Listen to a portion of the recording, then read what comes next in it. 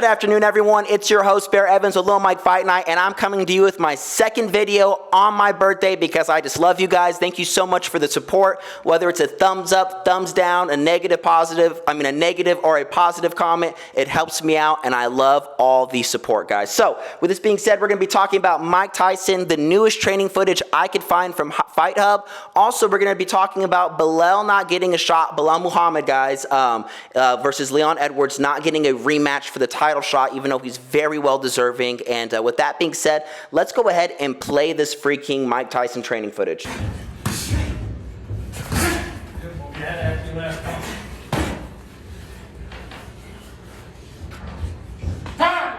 Exactly. I never know when. Aha! And then from there, nice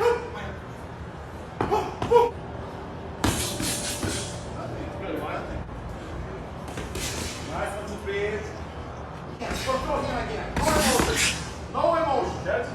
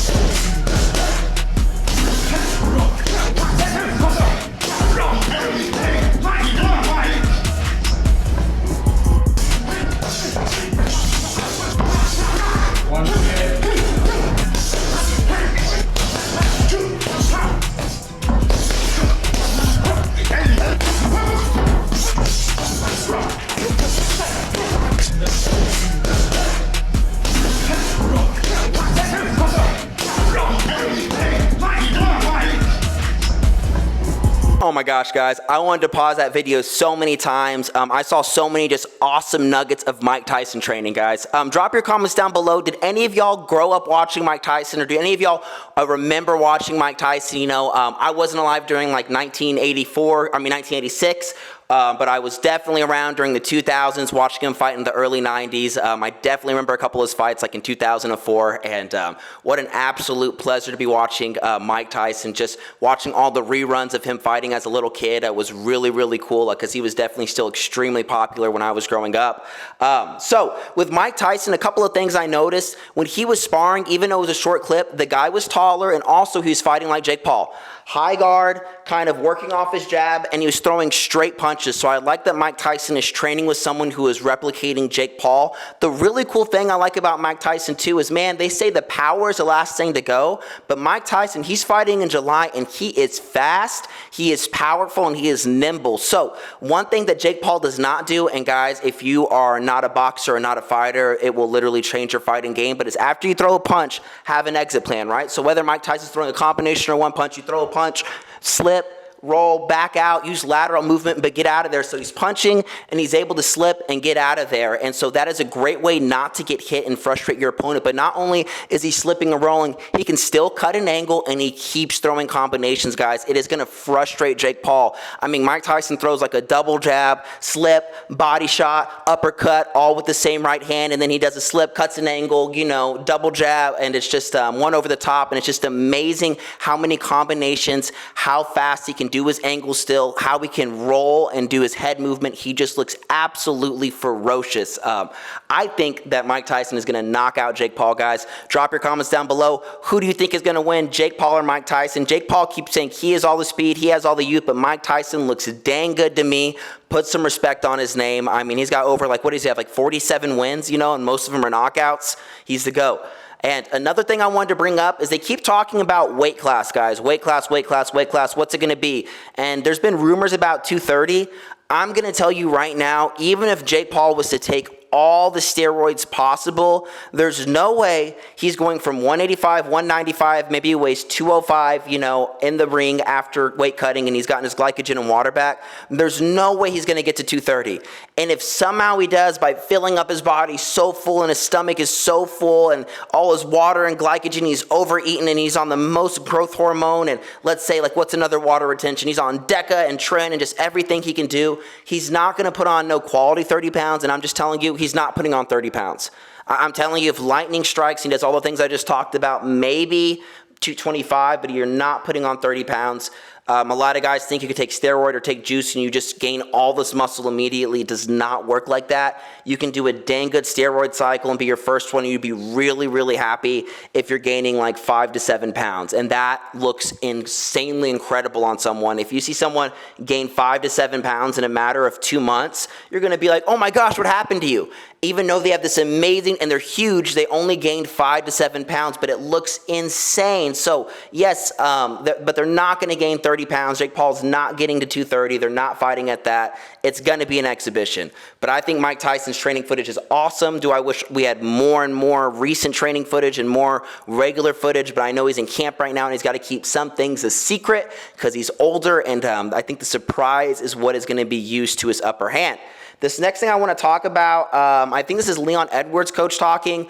Belal Muhammad, you know, guys, he is a middleweight. I mean, no, he's not. He's a freaking welterweight in the UFC, and he is on a streak. He fought Leon Edwards back in the day, but Leon Edwards actually, they lost in the first, no, they ended it in the first round because Leon Edwards poked Belal Muhammad in the eye. He lost his eye. He was bleeding, all this. They ended the fight, right?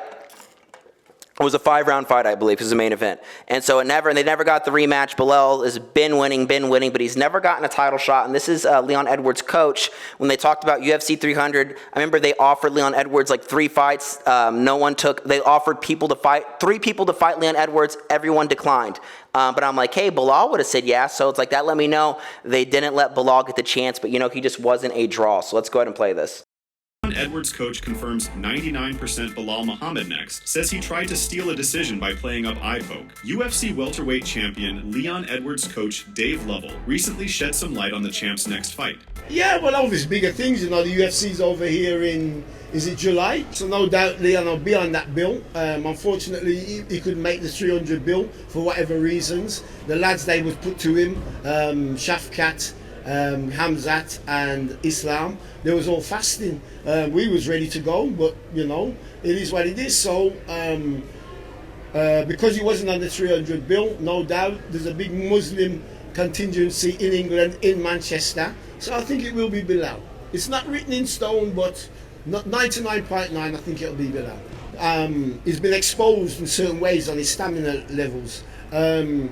Islam coming up a weight, don't know if he can handle that. And you've got Shafkat, who is a danger, but again, he slightly got exposed in his last couple of fights. He thinks he can just walk through people. Well, Leon's a person you can't walk through, you know, with them dangerous head kicks. He's got a variety of elbow attacks. So, you know, yeah, you know, Leon looking forward to the July bill. Starts his camp, I believe, next week, 12-week camp.